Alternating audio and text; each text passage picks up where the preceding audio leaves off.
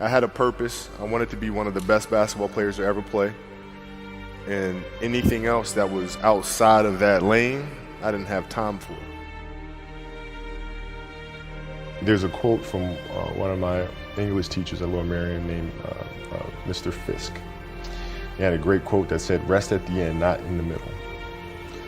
And that's something I always live by. You know, I'm not going to rest. I'm going to keep on pushing now. There are a lot of answers that I don't have, even questions that I don't have. But I'm just going to keep going. I'm just going to keep going, and I'll figure these things out as we go, right? And you just continue to build that way. So I try to live by that all the time. At what age did that goal become crystal clear? I made that deal with myself at 13 years old. At 13 years old? 13 years old. That's the you deal were I made. crystal clear about it? Crystal clear. And where did inspiration come from? The love of the game. The love of the game, the challenge. Like I would watch Magic play, I'd watch Michael play, and I would see them do these unbelievable things, and I'd say, you know, can I get to that level? I don't know, but let's find out. Let's find out. And so that curiosity to see where I could push this thing led me down that path, I think. I had a summer where I played basketball when I was like 10 or 11 years old, and here I come playing, and I don't score 1 point the entire summer.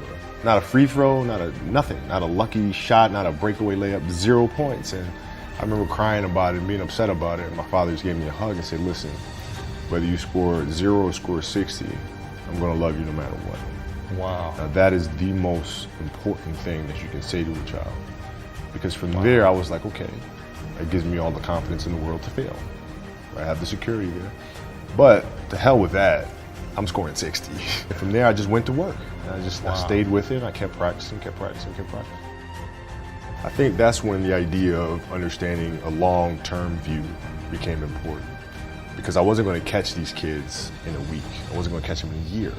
Right? So that's when I sat down and said, okay, this is going to take some thought. Right? What do I want to work on first? All right, shooting. All right, let's knock this out. Let's focus on this. Half a year, 6 months, do nothing but shoot. Right? After that, all right, creating your own shot. And you focus. So I started creating a menu of things. When I came back the next summer, I was a little bit better. I scored. Yeah, it wasn't much, right, but I scored. This is 12, 13. 12, 13. And then 14 came around, back half of 13, 14 years old. And then I was just killing everyone.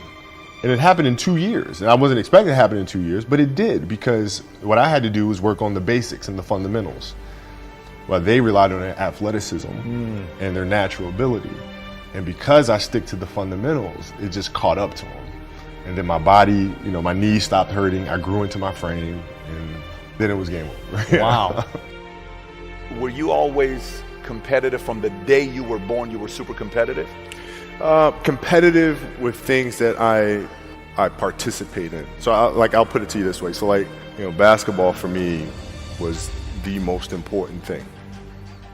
So everything I saw, whether it was TV shows, whether it was books I read, people I talked to, everything was done to try to learn how to become a better basketball player. Everything. And so when you have that point of view, then literally the world becomes your library to help you to become better at your craft.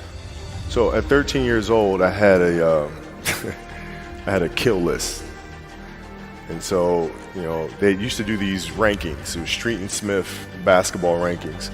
And I was nowhere to be found because I was like 6'4", scrawny, like 160 pounds soaking wet. So I was like 57 on the list. And so I would look at 56, 55, all the way up to number 1, who these players are, what club teams they played for. So when we go on an AAU travel circuit, I got to hunt them down, right? And so that became my mission in high school, is to check off every other person, all those 56 other names, hunt them down and knock them down. So when we played at 13, I would size you up and see what your strengths and weaknesses are. How do you approach the game? Are you silly about it? Are you goofy about it? Are you good at it just because you're bigger and stronger than everybody else? Right? Or is there actually thought and skill that you put into it? Right? And when I'd play to my weaknesses. I always work on the things during those games that I was weak at. Left hand, pull-up jump shot, post game. Right? So I have a strategy. What was really your work ethic like, and for how long did you stay disciplined? Well, I mean, every day. Since 20 years. It was an everyday process, and trying to figure out strengths and weaknesses. For example, jumping ability. Man, my vertical was a 40, it wasn't a 46 or a 45. My hands are big, but they're not massive, right? So you got to figure out ways to strengthen them so your hands are strong enough to be able to palm a ball and do the things that you need to do. Quickness, I was quick, but not insanely quick. I was fast, but not ridiculously fast, right? So I had to rely on skill a lot more. I had to rely on angles a lot more. I had to study the game a lot more. And but I enjoyed it though. So like from the time I can remember when I started watching the game, I studied the game, and it just never changed. What does losing feel like to you? It's exciting Why is it exciting? because it means you have different ways to get better. There's certain things that you can figure out that you can take advantage of, right? Certain weaknesses that were exposed that you need to shore up, right? So it was exciting. It sucks to lose, Right. but the hardest thing is to face that stuff. That's a really, really tough challenge. How did you get mentally and emotionally so strong where it doesn't bother you? Well, you got to look at the reality of the situation. Like for me, it's not, you kind of got to get over yourself, right? And then after that, it's okay, well, why did those air balls happen? Got it. I didn't have the legs. So you look at the shot, every shot was online. Every shot was online, but every shot was short, right? I got to get stronger. I got to train differently. The weight training program that I'm doing, I got to tailor it for an 82-game season so that when the playoffs come around, my legs are stronger and that ball gets there. So I look at it with rationale and say, okay, well, the reason why I shot air balls is because my legs aren't there. I go, well, next year they'll be there. You have to do the hard stuff and watch that game and study that game to not make those mistakes over and over again just because you weren't brave enough to face it. So you got to deal with it. Face it. You got to deal with it. Face it, learn from it. You don't want to have that feeling again, do you? Right? So you got to really study it, face it, and not to say you'll win the next time you face it, but at least you'll give yourself a better chance. Yeah. It's an obsessiveness that comes along with it. You want things to be as perfect as they can be, understanding that nothing is ever perfect. But the challenge is try to get them as perfect as they can be. And what can you do? It's in your control. So control what you can. You have this mindset, but how did you develop that? I don't know if that's what you call the Mamba mindset, but how did you develop that? And when did it start? It started in middle school and high school. Because a lot of the kids that I was playing against were inner city kids. And so they're looking at me as if, okay, this kid's soft.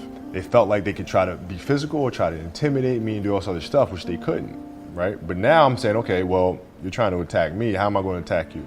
How can I mentally figure out ways to break you down? How can I show you that, no, I have the edge, right? And so that's when it first started for me, is figuring out how to get the upper hand on an opponent that way. And what would you do to mentally break people down then? One of the things I would do is, while everybody would be at the cafeteria work, eating and doing all sort of stuff, I just go back to the gym. And so that was my way of showing them, yeah, I may be from the suburbs, but you're not going to outwork me. Wow. Like I see a lot of players take vacations with other players that are close friends. And we'll just take vacations just to take vacations, or just hang out just to hang out. Like I never did that. But it was a Why choice. not though? Why didn't you do that? Well, because when I retire, I didn't want to have to say, I wish I would have done more. I don't want that. I played games with the flu. I played games with 102-degree fever, man. We had a game against Toronto in 2000, and Vince was tearing the league up. My back was jacked. So I would be in the layup line like, okay, there's a lot of days where you can rest and recover. Today ain't one of them. Your back can bother you any other day. That ain't bothering me today. He gonna have to see me today. You're playing against the Golden State Warriors. Score is 107-109. You guys are close to getting into the playoffs. You know exactly what happens in the game. You go up, you're about to take your shot, and then all of a sudden, boom, Achilles happens, right? Friend of mine, Nima, he is here just to listen to. He played ball. And he told me, he says, Patrick, I don't think you understand. He says, when I tore my Achilles in high school, he says, 4 friends of mine dragged me to my hospital. I was crying from there straight to the hospital. He says, I have no clue how the hell this guy did it. He went and hit the free throws, and then you walked off the stage. How the hell do you tolerate that kind of pain? You know, I use this. I tell this example, and I think this is the best way to explain it. You know, you have a hamstring injury, you pull your hamstring really, really badly, you can barely walk, right? Let alone play anything. You're at home, all of a sudden a fire breaks out in the home, right? Your kids are upstairs, you know, wife is wherever she may be, you know, going down.